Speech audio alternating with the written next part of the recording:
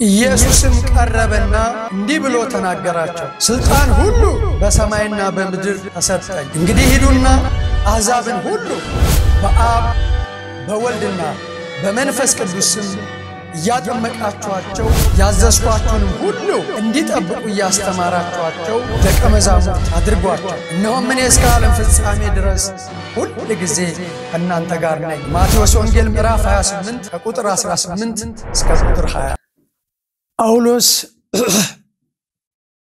13 መልእክት ሲጽፍ በመግቢያው ላይ ለ13ቱም እንዲህ ብሎ ሰላም ይላቸዋል ከእግዚአብሔር ከአባታችን ከጌታም ከኢየሱስ ክርስቶስ ጸጋና ሰላም ለእናንተ ይሁን ይላቸዋል እኔም ደግሜ እላለሁ ከእግዚአብሔር ከአባታችን ከጌታም ከኢየሱስ ክርስቶስ ጸጋና ሰላም ለእናንተ ይሁን ምክንያቱም ጸጋና ሰላም ቀላል ነገር ስላይደለ ኢየሱስ ክርስቶስ ከሞት ተነስቷል ሞቶ አልቀረም እንኳን ለጌታችን ለመድኃኒታችን ለኢየሱስ ክርስቶስ የትንሣኤ በዓል መታሰቢያ በሰላም አደረሳችሁ ማለት ፈልጋለሁ ብዙ ጊዜ ስለመድረስ ስናስብ እናንተ ምንም ወደ ልባችን የሚመጣው ጳውሎስ ወደ ኢጣሊያ ሲሄድ 276 ነፍስ እንዴት እንደሄዱ አውራቂስ የሚባል እንዴት እንደተነሳ ፀሐይን ጨረቃን ከዋክብትን ሳያዩ ሲቀሩ እንድናለን የማለት ተስፋ እንዴት እንደተቆረጠ ታውቃላችሁ የሚገርመው እግዚአብሔር የመርከብ እንጂ ከናንተ እንኳን ነፍስ አይጠፋም ብሎ ለጳውሎስ እንደተናገረ ሁሉ በሰላም ደረሱ ይላል ያደራረሳችን ነገር ሊላይ ይችላል አንዳንዱ ልክ አሁን እንዳተነበበው ሐዋርያ ሥራ ምዕራፍ 27 ላይ እንዳለው ከባህር ላይ ወደ ምድር ሊሆን ይችላል ከአውሮፕላን ወደ ምድር ከመኪና ወደ ምድር ከሆነ ቦታ ወደ ሆነ ቦታ መድረስ ሊሆን ይችላል እሱም ቀላል አይደለም በብዙ ጣውረድ በብዙ መከራ ፈተና ያደረሰን እግዚአብሔር የተባረከ ይሁን ስለዚህ እንኳን አደረሳችሁ በጣም የሚገርመው ግን ከመሬት ወደ መሬት መድረስ አንድ ቀን ይቀራል ዕብራውያን ላይ ሲናገር ወዴት እንደደረስን ብዙ ጊዜ ብየዋለሁ ዛሬም እለዋለሁ ወደ ጽዮን ከተማ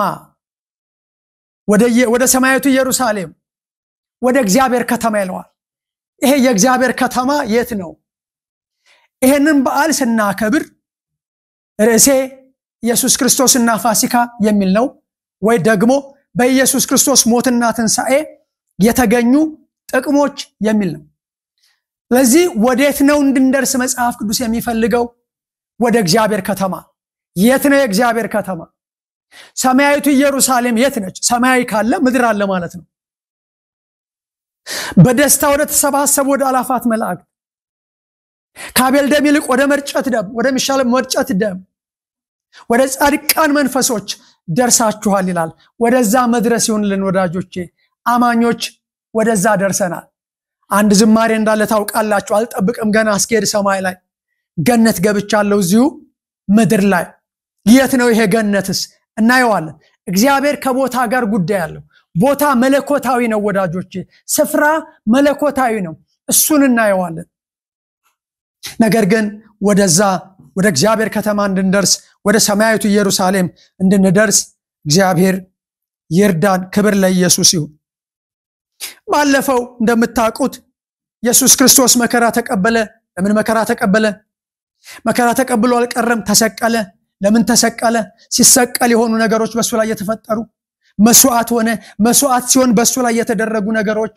እነሱን አይተን ኢየሱስ ክርስቶስ ሞተ ተቀበረ ተነሳ እንደሚል ሞቱን መቃብሩን ትንሣኤውን አብረን አያይዘን እያየን ቆይተናል ኢየሱስ ክርስቶስ ለምን ሞተ የስንዴ ቅንጣት ካልሞተች ብዙ ፍሬ ልታፈራ ስለማትችል ብለን በጣም ብዙ ተነጋግረናል የሚገርመው ዛሬ ግን ኢየሱስ ክርስቶስ ለምን እንደሞተ ከፋሲካ ጋር በተያያዘ መንገድ አንድ ነገር ብቻ አንስቼ ወደ ዛሬው ስብከቴ ወይም ደግሞ ወደ ፋሲካ በዓል ወደ ክርስቶስ መታሰቢያ በዓል እንሄዳለን ሮሜ 5 ከቁጥር 6 ጀምሮ እስከ 11 ኢየሱስ ክርስቶስ ለምን ሞተ የመስበካችን ዓላማስ ምንድነው ስብከት ዓላማ አለው። ዛሬ አንድ ነገር ቢሆን ደስ ይለኛል። ምን ቢሆን? ቀጥለን እናየዋለን። ገና ደካሞች ሳለን ክርስቶስ ዘመኑ ሲደርስ ስለ ኃጢአተኞች ሞቷልና። ኢየሱስ ክርስቶስ ለምን ሞተ ብለን ስንነጋገር አንደኛ ቆሮንቶስ ምዕራፍ 15 ቁጥር 3 ላይ ብዙ ጊዜ እንደምንለው መጽሐፍ እንደሚል ክርስቶስ ኢየሱስ ስለ ኃጢአታችን ሞተ። ኢየሱስ የሞተው ስለ ኃጢአታችን ነው። መጽሐፍ እንደሚል ተቀበረ፣ በሶስተኛው ቀን ተነሳ ይላል። ኢየሱስ ክርስቶስ ሞቶ ተነስቷል። አንዳንድ ሰዎች ቅድም በመግቢያ ላይ እንዳልኩት ታዲያ ኢየሱስ ክርስቶስ መነሳቱ ምን ሊሉ ይችላል? በኢየሱስ ክርስቶስ መነሳት ማመን ወዳጆቼ ቀላል ነገር አይደለም። ምክንያቱስ ብላችሁ ስትሉ ሰዱቃውያን የሚባሉ ከሃይማኖት አንደኛው ተቋም ኢየሱስ ክርስቶስ የለም ብለው የሚያምኑ ናቸው። እንዲያውም ኢየሱስ ክርስቶስን ጠየቁት። 7 ወንድማማቾች ነበሩ እኛ ጋር። አንድ ሰው ሚስቱን አገባ፣ የመጀመሪያው ሰው ልጅ አልወለደም፣ ሞተ። ሁለተኛው አገባት፣ ዋርሳ የሚባለው ማለት ነው። እንዲህ እያሉ እስከ 7ኛው ድረስ በትንሣኤ ቀን ለማን ትሆናለች አሉት። በትንሣኤ ወይም ደግሞ በመንግስተ ሰማይ ማግባትና መጋባት የለም ብሎ አላቸው። ትንሣኤ ሙታን የለም የሚሉ ሰዱቃውያን ነበሩ። ሄማኔዎስና ፊሊጦስ ትንሣኤ ሙታን ካሁን በፊት ሆኗል ብለው የሚሉ ሰዎች ነበሩ። እሱ ብቻ አይደለም፣ ትንሣኤ ሙታን የለም የሚሉ በጳውሎስ ዘመን ነበሩ። ትንሣኤ ሙታን ከሌለ ስብከታችን ከንቱ ነው፣ እምነታችንም ከንቱ ነው እያለ ይናገራል። እናንተ እነዚህን ሰዎች ነው የምትሉት። ሐዋርያት ደቀ መዛሙርት እንደማያምኑ ታውቃላችሁ። እንዳላመኑ በክርስቶስ ኢየሱስ በተዘጋ ቤት ውስጥ ሲገባ ስለምን ትደነግጣላችሁ? ስለምን ትፈራላችሁ አላቸው ማለት ነው። ስለዚህ ኢየሱስ ክርስቶስ እንደሞተና እንደተነሳ ማመን ቀላል ነገር አይደለም። ኢየሱስ ክርስቶስ ተነስቷል። ይህንን ስብከት ሰይጣን ስለማይወደው ለምን ሞተ? ከትንሣኤ በፊት መቼስ ሞታል። ለምን እንደሞተ ብዙ ተነጋግረናል። አሁን በማነበው ክፍል ላይ ግን በጣም የሚገርም ክፍል አለው። ሮሜ 5 ከቁጥር 6 ጀምሮ ገና ደካሞች ሳለን ክርስቶስ ዘመኑ ሲደርስ ስለ ኃጢአተኞች ሞቷልና። ስለ ጻድቅ የሚሞት በጭንቅ ይገኛል። ለጻድቅ ሰው ዋስ የሚሆን፣ ለጻድቅ ሰው የሚያበድር፣ ስለ ጻድቅ ሰው የሚሞት በጭንቅ ይገኛል። ስለ ቸር ሰው ግን ሊሞት እንኳን የሚደፍር ምናልባት ይገኛ ይሆናል ሜቢ። ነገር ግን ገና ኃጢአተኞች ሳለን ክርስቶስ ስለኛ ሞቷልና። ኢየሱስ ክርስቶስ የሞተው ለኃጢአተኛ ነው፣ ለጻድቅ አይደለም። እንዲያውም ጻድቃን ልጠራ አልመጣሁም ብሎ ነው ያለው። እግዚአብሔር ለኛ ያለውን የራሱን ፍቅር ያስረዳል። ኢየሱስ ክርስቶስ ለምን ሞተ? ወዳጄ ስለሚወድህ፣ እህቴ ስለሚወድሽ ከኛ ምን ይጠበቃል? መልስ መስጠት ለሚወደን ጌታ። ይልቁንስ ሲልና እንግዲህ አሁን በደሙ ከጸደቅን በእርሱ ከቁጣው እንድናለን። ኢየሱስ ክርስቶስ ለምን ምክንያት፣ ለምን ዓላማ፣ ለምን ግብ ሞተ? ሊያጸድቀን። እንግዲህ በደሙ ከጸደቅን። ዛሬ አንድ ነገር ዓለም ይስማ። ጽድቅ በየትኛውም መንገድ አይገኝም። ጽድቅ ከሰዎች የሚሰጥ አይደለም። ጽድቅ እንደኔ ነጭ በመልበስ የሚገኝ አይደለም። ልክ ነው። ነጭ የጽድቅ ምሳሌ ነው። እነኚህ ነጩን የለበሱ እነማን ናቸው? ከታላቁ መከራ የመጡ ልብሳቸውን በበጉ ደም አጥበው አነጹ ይላል። ወዳጆቼ ኢየሱስ ክርስቶስ ለምንድን ነው የሞተው? ልብሳችንን በደሙ እንድናጥብ። ልብስ ማለት ይሄኛው አይደለም። ስለዚህ እንግዲህ በደሙ ከጸደቅን፣ ምናልባት ጊዜ ቢኖረን እድል እግዚአብሔር ቢሰጠን ስለ ደሙ እናወራለን። ለምንድን ነው ኢየሱስ ክርስቶስ የሞተው? በደሙ ያጸድቀን። አንደኛ ቆሮንቶስ 1:30 ላይ እንዲህ ይላል፣ የሚመካ በእግዚአብሔር ይመካ። ጥበብ አንደኛ፣ ሁለተኛ ጽድቅ፣ ሶስተኛ ቅድስና፣ አራተኛ ቤዛነት ያገኘነው ከእርሱ ነው ይላል። ብዙ ሰው ለመቀደስ በጣም ብዙ ነገር ያደርጋል ወዳጆቼ። ጾምና ጸሎት በጣም አስፈላጊ ነው። በጾምና በጸሎት መቀደስ አይቻልም። በተለያየ መንገድ አይቻልም። የጽድቅ አድራሻው ደሙ ነው። የጽድቅ አድራሻው ኢየሱስ ክርስቶስ ነው። እኛም አንዳንዴ ቅዱሳን እንጨነቃለን አይደል? እነግራችኋለሁ ዛሬ ጽድቅ ባህሪ ነው ቅድስና ባህሪ ነው ቤዛነት ባህሪ ነው አንዳንድ ሰዎች ሲቀልዱ የሚሆን ተጨንቀው ቅድስና ከየት እንፈልግ ይላል ከሱቅ አይገዛ ይላል ጽድቅ ከየትም አይመጣም ወዳጄ ጽድቅ ቅድስና ቤዛነት ጥበብ የተደረገልን ከሱ ነው የጽድቅ አድራሻ ኢየሱስ ክርስቶስ ነው ስለዚህ ጽድቅ ለማድረግ ወዴት ነው መሄድ አለብን ወደ ኢየሱስ ክርስቶስና ወደ ደሙ ዛሬ መጽደቅ የምትፈልጉ ሰዎች ጽድቅን ከሌላ ቦታ አታገኙትም የጽድቅ አድራሻ ኢየሱስ ክርስቶስ ነው እንግዲህ በደሙ ከጸደቅን ይላል በሌላ በምንም መንገድ መጽደቅ አይቻልም ቅድስና መቀደስ የሚቻለው በእግዚአብሔር ብቻ ነው ቅድስና ባህሪያችን ነው ግን እየተቀደስን እንሄዳለን ወዳጆቼ እንግዲህ በደሙ ከጸደቅን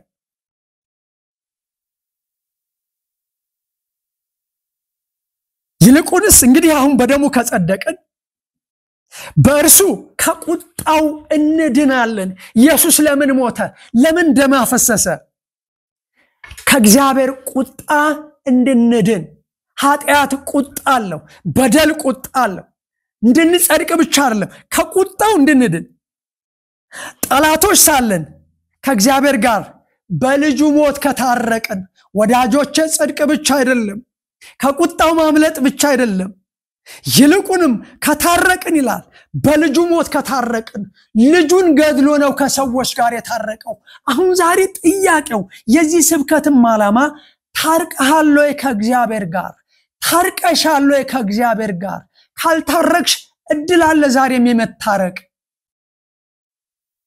ከእግዚአብሔር ጋር እንድንታረቅ በልጁ ሞት ከታረቅን ይላል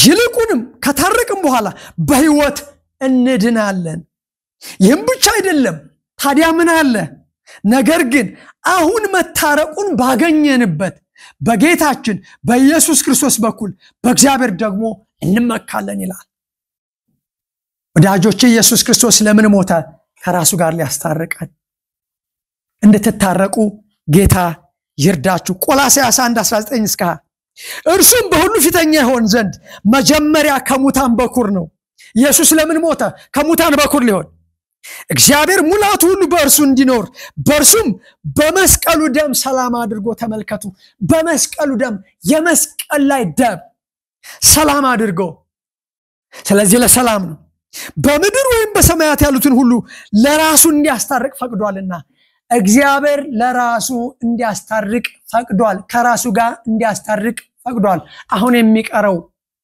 ወዳጆቼ በክርስቶስ ኢየሱስ አምኖ ንስሐ መግባት ነው ይሄንን ያየ ጳውሎስ እንዲህ ይላል እኔም ዛሬ እንዲህ ይላለሁ እርሱ ሰላማችን ነውና ሌላ ሰላም የለም ወዳጄ በማንም ሰላም አይመጣም ወዳጄ የሰላም አድራሻ ኢየሱስ ነው ሁሉ ከርሱ በርሱ ለርሱ እንደሚል እኔ እንደሚገባኝ የሁሉ ነገር ባለቤት እግዚአብሔር ነው የኔና ያንተ ድርሻ መለመንና መጠየቅ ነው እርሱ ሰላማችን ነውና ሁለቱን ያዋሃደ በአዋጅ የተነገሩትን የትእዛዛት ሕግ ሽሮ በመካከል ያለውን የጥል ግድግዳ በስጋው ያፈረሰ ኢየሱስ ለምን ሞተ የጥልን ግድግዳ ሊያፈርስ ይህም ከሁለታቸው አንድን አዲስ ሰው በራሱ ይፈጥር ዘንድ ጥልን በመስቀል ገድሎ ጥል በመስቀል ላይ ተገድሏል ወዳጄ ከእግዚአብሔር ጋር ያስታርቅ ዘንድ እና ጳውሎስ ምን ቢል ጥሩ ነው እንግዲህ እግዚአብሔር በእኛ እንደሚማልድ ስለ ክርስቶስ መልእክተኞች ነን ከእግዚአብሔር ጋር ታረቁ ብለን እንለምናለን ብዙ ጊዜ ብየዋለሁ ሁሉ ጊዜ እለዋለሁ ዛሬም እለዋለሁ ከእግዚአብሔር ጋር ታረቁ ብለን እንለምናለን ስለ ክርስቶስ እንለምናለን መታረቅ ይሁንልን እኛ በእርሱ ሆነን የእግዚአብሔር ጽድቆች እንሆን ዘንድ ኃጢአት ያላወቀውን እርሱን ስለኛ ኃጢአት አደረገው ታረቁ ብለን እንለምናለን የሚሰማኝ ሰው የምታደምጡኝ ወገኖቼ መታረቅ ይቻላል ዛሬ የፋሲካን በዓል ስናከብር ከእግዚአብሔር ጋር መታረቅ ይሁንልን ዛሬ ወደ ዛሬው መልእክቴ እመጣለሁ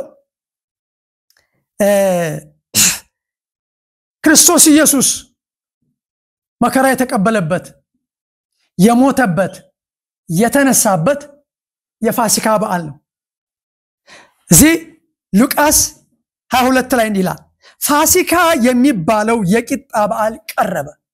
ፋሲካና የፋሲካ በዓል ወደ 7 የሚሆኑ በዓላት አሉ። የዳስ በዓል አለ። የተለያዩ በዓላት እንዳሉ ባለፈው ዘርዝረናል። አሁን ሁለቱ በዓል የፋሲካ በዓልና የቂጣ በዓል አንድ አይነት ናቸው። ዘጸአት 12 ላይ እናየዋለን። ስለዚህ ፋሲካ ኢየሱስ ክርስቶስ የመከራ የተቀበለበት የሞተበት የተነሳበት ሳምንት እሱ ፋሲካ ይባላል። ፋሲካም የሚባለው የቂጣ በዓል ቀረበ። የካህናት አለቆችና ጻፎች እንዴት እንዲያጠፉት ይፈልጉ ነበር፣ ህዝቡን ይፈሩ ነበርና። እነማ? የካህናት አለቆችና ጻፎች። ሰይጣንም ከ12ቱ ቁጥር አንዱ በነበረው ያስቆሮቱ በሚባለው በይሁዳ ገባ። እግዚአብሔር ለዘላለም ይገስጸው። ሄዶም እንዴት አሳልፎ እንዲሰጣቸው ከካህናት አለቆችና ከመቅደስ አዛዦች ጋር ተነጋገረ። እነርሱም ደስ አላቸው፣ ገንዘብም ሊሰጡት ተዋዋሉ። እነዚህ የካህናት አለቆች በጣም የሚገርመው ኢየሱስ ክርስቶስ ሞቶ እንዳልቀረ ሲያዩ ለጭፍሮች ገንዘብ ሰጥተው ደቀ መዛሙርቱ እኛ ተኝተን ሳለን ሌሊት መተው ሰረቁት በሉ ብለው እንዲዋሹ ያደረጉ ሰዎች ናቸው። ለይሁዳም ገንዘብ የሰጡ ሰዎች እነሱ ናቸው። በ30 ብር እንደተሸጠ ብዙዎችና እሺም አለ። ህዝብም በሌለበት አሳልፎ እንዲሰጣቸው ምቹ ጊዜ ይፈልግ ነበር። ፋሲካም ስለ ብሉይ ኪዳንና ስለ አዲስ ኪዳኑ ፋሲካ እየተነጋገርን አሁንም የምናወራው ማነበው የአዲስ ኪዳኑ ፋሲካ ነው። ፋሲካንም ሊያርዱበት የሚገባው የቂጣ በዓል ደረሰ። ሊያርዱበት ለፋሲካ ይታረዳል በዓል ደረሰ። ጴጥሮስና ዮሐንስንም ፋሲካን እንድንበላ ሄዳችሁ አዘጋጁልን ብሎ ላካቸው። ወዴት እንሄዳሉ? ከፊታችሁ ገንቦ ይዞ የሚገባ ሰው ታገኛላችሁና ፋሲካን ወዴት ልታሰናዳልን ይገባል በሉት አላቸው ይላል። ከዛ እንዲህ ይላል፣ ከደቀ መዛሙርቱ ጋር ፋሲካን የምበላበት የእንግዳ ቤት ክፍል ወዴት ነው ብላችሁ ጠይቁት አላቸው ይላል። ፋሲካን የምበላበት በዚህ ቁጥር ፋሲካ ብዙ ጊዜ ተጠቅሷል። ቁጥር 14 እና 15 ሰዓቱ በደረሰ ጊዜ ከ12ቱ ሐዋርያት ጋር በማዕድ ተቀመጠ። እርሱም ከመከራዬ በፊት ከናንተ ጋር ይህን ፋሲካ ልበላ እጅግ እመኝ ነበር። ፋሲካ ሊበሉት የሚመኙት ነገር እንደሆነ ከክርስቶስ ትረዳላችሁ። ፋሲካ ልበላ እጅግ እመኝ ነበር እላችኋለሁና በእግዚአብሔር መንግስት እስኪፈጸም ድረስ ወደፊት ከዚህ አልበላም አላቸው። ጽዋንም ተቀበለ፣ አመስግኖም ይህን እንካችሁ በመካከላችሁ ተካፈሉት እላችኋለሁና የእግዚአብሔር መንግስት እስክትመጣ ድረስ ካሁን ጀምሮ ከወይኑ ፍሬ አልጠጣም አለ።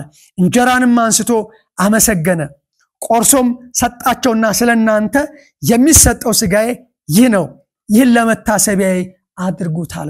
ለዚህ ነው ለክርስቶስ ኢየሱስ የትንሣኤ በዓል መታሰቢያ እንኳን አደረሳችሁ የምንለው። ለመታሰቢያዬ አድርጉት አለ። እንዲሁም ከራት በኋላ ጽዋውን አንስቶ እንዲህ አለ፣ ይህ ጽዋ ስለናንተ በሚፈሰው በደሜ የሚሆን አዲስ ኪዳን ነው። አዲስ ኪዳን በክርስቶስ ኢየሱስ ደም የተመሰረተ ነው። ወዳጆቼ አዲስ ኪዳን እንድትገቡ ዛሬ ይጠይቃል። ቅድም እንዳነበብኩት የክርስቶስ ኢየሱስ ለምን እንደሞተ እንድንታረቅ ነው። ጳውሎስ ታረቁ ብሎ እንደሚለምን እኔ እለምናለሁ፣ መጽሐፍ ቅዱስም ይናገራል። ሁለተኛው ግን ኪዳን እንድትገቡ ነው። አዲስ ኪዳን ኒው ቴስታመንት። ኪዳን ማለት በሁለት ተዋዋዮች መካከል የሚፈጸም ውል ነው።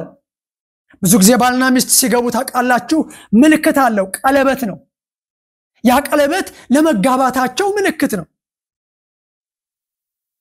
የክርስቶስ ኢየሱስ ደም ክርስቶስ ኢየሱስ ከሰዎች ጋር ከሚያምኑት ጋር የገባበት ውል አዲስ ኪዳን ይባላል። ወዳጆቼ እግዚአብሔር በክርስቶስ ኢየሱስ ደም ውል እንድትገቡ ይጠይቃችኋል። ይህ ጽዋ ስለናንተ በሚፈሰው በደሜ የሚሆን አዲስ ኪዳን ነው ብሎ እንደተናገረ ከዛ ኢየሱስ ክርስቶስ መከራ ተቀበለ፣ ሞተ። ሌላኛው ምንድነው? የኛ ግብረ መልስ ወይም ደግሞ አሁን የመስበካችን ዓላማ ምንድነው? ፋሲካን ስናከብር እንዴት ሆነን እናክብር? ወዳጆቼ ይሄ በምድር ላይ የምናከብረው ፋሲካ ስለሚያልፍ እዛው ሉቃስ 23 ቁጥር 39 ላይ የሚገርም ክፍል ታያላችሁ። ከተሰቀሉት ከክፉ አድራጊዎቹ አንዱ አንተ ክርስቶስ አይደለህምን ራስህንም እኛንም አብድን ብሎ ሰደበው ይላል። የሚቀጥለው ሰው ያለውን ተመልከቱ። የሱ መሳደብ አይደለም፣ እድል ተሰጥቶ እኩል እድል ተሰጥቶ። ሁለተኛው ግን መልሶ አንተ እንደዚህ ባለ ፍርድ ሳለ እግዚአብሔርን ከቶ አትፈራውምን? መስቀል ላይ ሆኖ ሰው ይሳደባል። ለነገሩ እኮ ገሃነመ እሳትም ሆነው ሰዎች እኮ ከቃጠሎ የተነሳ እኮ ይሳደባሉ። አንተ እንደዚህ ባለ ሳለ እግዚአብሔርን ከቶ አትፈራውምን? ስላደረግነውም የሚገባንን እንቀበላለንና በእኛስ እውነተኛ ፍርድ ነው። ይህ ሰው ጥፋቱን አመነ። አንድ በጣም የሚገርመኝ እኔን ጨምሯል፣ ሰዎች ጥፋታቸውን አያምኑም። ወዳጆቼ የመጀመሪያው ነገር ጥፋትን ማመን ነው። ሁለቱ ለጸሎት ወጥተው ይላል ሉቃስ 18 ላይ። አንደኛው ጾማለሁ ጸልያለሁ እንደዚህ ሰው ስላደረከኝ መጸውታለሁ አለ። አንደኛው ግን ኃጢአተኛውን እኔን ብሮ ደረቱን ይደቃ ጀመር። ጻድቅ ሆኖ ተመለሰ ከዛኛው ይልቅ። ወዳጆቼ ኃጢአተኝነትን ማመን። በዚህ በፋሲካ አንድ ነገር እመኛለሁ ለራሴም ለናንተም ይህን ስብከት ለምትመለከቱ ሰዎች ጥፋትን ማመን፣ በደልን ማመን። የሚገባ እንቀበላለን፣ በእኛስ እውነተኛ ፍርድ ነው። ይህ ግን ምንም ክፋት አላደረገም ብሎ ገሰጸው። ኢየሱስንም ጌታ ሆይ በመንግስት በመጣህ ጊዜ አስበኝ አለው። እንዴት አይነት መረዳት ነው! እንዴት አይነት እግዚአብሔር የረዳው ሰው ነው! ወዳጆቼ ይሄ ሰው ከጥቂት ደቂቃ በኋላ ይሞታል። ጭኑ ይሰበራል፣ ይሞታል። ሲሞት ገሃነመ እሳት ነው የሚገባው። ቃጠሎ ነው፣ በቋንቋ ሊገለጽ የማይችል ቃጠሎ ነው የሚገባው። እንዴት መግለጽ እንደሚቻል አላውቅም። ቅዱሳን እግዚአብሔር ከምን አይነት ነገር እንዳዳነን ወዳጆቼ። ጌታ ሆይ በመንግስት በመጣህ ጊዜ አስበኝ አለው። ኢየሱስም እውነት እልሃለሁ ዛሬ ከኔ ጋር በገነት ትሆናለህ አለው። በየት ትሆናለህ? በገነት ትሆናለህ። ኢየሱስ ወዴት ነው ሄደው? ወደ ገነት ነው ሄደው። በዚህኛው ክፍል በሌላ ቦታም ሌላ የሚናገር ክፍል ተመሳሳይ ክፍል አለ። ዛሬ በገነት ከኔ ጋር ትሆናለህ። ለፍርድ ስመጣ አይደለም፣ አንተ እንዳልከው አይደለም። አሁን ወዳጆቼ የምትሰሙኝ ሰዎች በዚህ ዕድል እንድትጠቀሙ ነግራችኋለሁ። አንደኛ ጥፋትን ማመን፣ ሁለተኛ ቀላል ዕድል አይደለም፣ ሎተሪ እንኳን ዕድል ነው። መስሪያ ቤት ተፈትኖ ማለፍ ዕድል ነው። በጣም ብዙ በምድር ላይ ዕድል የምንላቸው ነገሮች አሉ። ይሄኛው ዕድል ግን ይለያል። በገሃነመ እሳት የመግባትና መንግስተ ሰማይ የመግባት ዕጣ ፈንታችሁን የሚወስን ውሳኔ ነው። ዛሬ አንድ ውሳኔ እንድትወስኑ ለምናችኋለሁ፣ እነግራችኋለሁ። ወዳጆቼ በተሰጣችሁ ዕድል መጠቀም።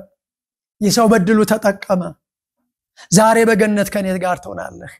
በዚህ ዕድል ስትጠቀሙ፣ ኃጢአታችሁን ስታምኑ፣ ልክ እንደዚህ ሰው በመንግስት ለፍርድ ስትመጣ አስበኝ ብላችሁ ዛሬችን ጸሎት ስትጸልዩ በገነት ትሆናላችሁ። ገነት ምንድን ነው? ገነት የት ነው ያለው?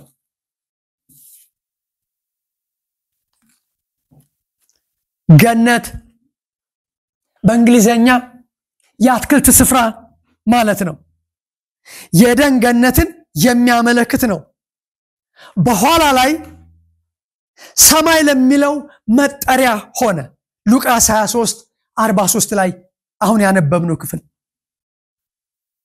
ገነት የሚለው ሰማይ ላይ እንደሆነ እግዚአብሔር አምላክ በምስራቅ በኤደን ገነትን ተከለ። የፈጠረውንም ሰው ከዚያ አኖረው። ዘፍጥረት 2:8 ላይ ነው ገነት የጀመረው።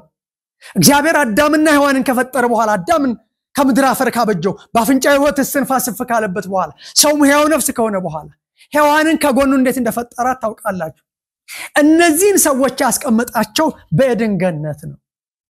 ይህንን የኤደን ገነት ሰይጣን መጥቶ ከሰበካቸው በኋላ በራሳቸው ፈቃድ በራሳቸው ስምምነት ምክንያት የተታለለች ሔዋን ነች አዳም አይደለም ብሎ እንዳለ ሔዋን እንደተታለለች ከገነት እንደተባረሩ ታውቃላችሁ ዛሬ በገነት ከኔ ጋር ትሆናለህ ብሎ ሲል ገነት በደን መጀመሪያ የፈጠረውን ሰው ያስቀመጠው ከገነት ተባረሩ እነዚህ ሰዎች ወዳጆቼ ስለአሁኑ ፋሲካ ስለ አዲስ ኪዳኑ ፋሲካ የዛሬ 2000 ዓመት ስለሆነ ፋሲካ ከማሰባችን በፊት ቤት ከጣራ ይጀመርም እንደምንለው የብሉይ ኪዳኑ ፋሲካ ለአዲስ ኪዳኑ ፋሲካ መሰረት ነው የአዲስ ኪዳኑ ፋሲካ አካላዩን ይሄኛው ግን ጥላ ነው ዘጸአት 12 ላይ እሱ ጋር ከመድረሳችን ፋሲካ ከመድረሳችን በፊት ከገነት ተባረሩ ሲባረሩ ቃየን አቤልን ገደለው እግዚአብሔር ሰዎችን ተስፋ ያደርግ ነበር አሁን ስለ ሰዎች ተሰሙኛላችሁ አሁን ስለ ቦታ ተሰሙኛላችሁ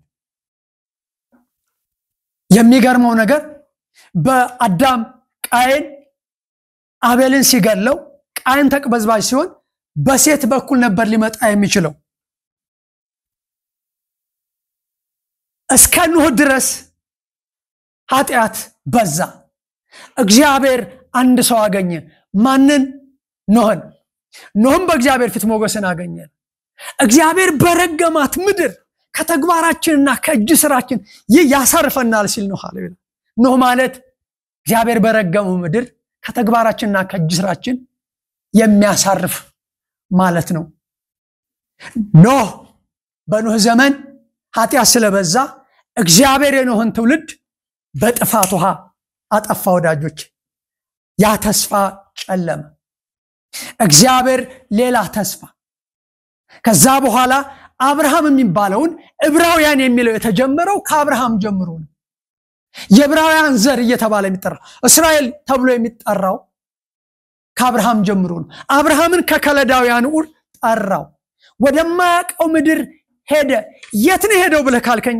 አብርሃም ከነዓን እግዚአብሔር ከቦታ ጋር ጉዳይ አለው ከገነት ተባረሩ ከነዓን ገባ አብርሃም መጣ እንደገና አብርሃም ከከነዓን ወደ ግብጽ ወረደ ወዳጆቼ ግብጽ የዓለም ምሳሌ ነው ግብጽ የኃጢአት ምሳሌ ነው አብርሃም ወደ ግብጽ ወረደ ከግብጽ እንደገና ወደ ከነዓን ሄደ ከነዓን የተስፋ ምድር ነች እግዚአብሔር ከምድር ጋር ጉዳይ አለው ብለን የምንልህን የሚገርመው በይስሐቅም ዘመን ተመሳሳይ ረሃብ ሆነ እንደገና ይስሐቅ ወደ ግብጽ ሊወርድ ሲል አትወረድ በዚሁ ዘርን ዝራ 100 እጥፍ ታገኛለህ አለው ይላል በዛው ዘራ 100 እጥፍ አገኘ አብርሃም ይስሐቅ ያዕቆብ በያዕቆብ ዘመን ደግሞ ረሃብ መጣ በያዕቆብ ልጆቹን ወዴት ላካቸው ወደ ግብጽ ላካቸው ማተሸጦ ስለነበር ዮሴፍ ተሸጦ ስለነበር የስለነበር ዮሴፍ ግብጽ ስለነበረ አባቱ ያዕቆብ የት ነበረ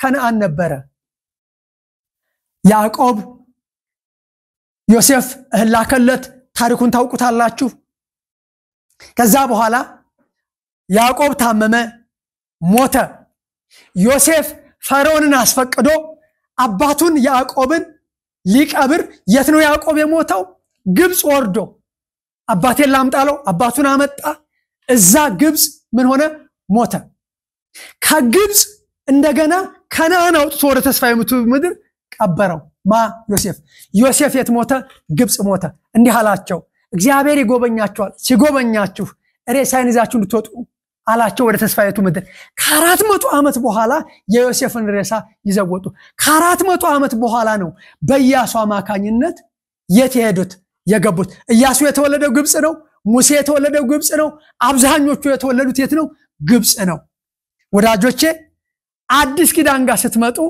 ዛሬ በገነት ከኔ ጋር ትሆናለህ እንዳለው የእግዚአብሔር መንግስት ይለዋል ዘመኑ ተፈጸመ የእግዚአብሔር መንግስት ቀርባለች ንስሐ ግቡ በወንጌል እመኑ የት ሆነህ ነው የምታከብረው ወዳጄ የት ሆነህ ነው ያከበርን ያለነው አዲስ ሰማይና አዲስ ምድር ይለዋል አዲስ ሰማይና አዲስ ምድር ከእግዚአብሔር ዘንድ ስትወርድ አይሄዳ ቀድም እንዳልኳችሁ ወደ ጽዮን ተራራ ሶስተኛው ሰማይ ይለዋል ገነትን እንዲህ ያለው ሰው ከ14 ዓመት በፊት እስከ ሶስተኛ ሰማይ ድረስ ተነጠቀ ወደ ገነት ተነጠቀ ዛሬ በገነት ከኔ ጋር ትሆናለህ የተባለው ገነት በሰማይ በሶስተኛው ሰማይ የሚገኝ ስፍራ ነው እግዚአብሔር ይርዳን እኛ ወዴት ነው ምንደርሰው ወደ ፍቅር ልጅ መንግስት አፈለሰን ይላል ክብር ለኢየሱስ ይሁን አመሰግናለሁ ስለሰማችሁ ኢየሱስም ቀረበና እንዲህ ብሎ ተናገራቸው፣ ስልጣን ሁሉ በሰማይና በምድር ተሰጠኝ። እንግዲህ ሂዱና አሕዛብን ሁሉ በአብ በወልድና በመንፈስ ቅዱስ ስም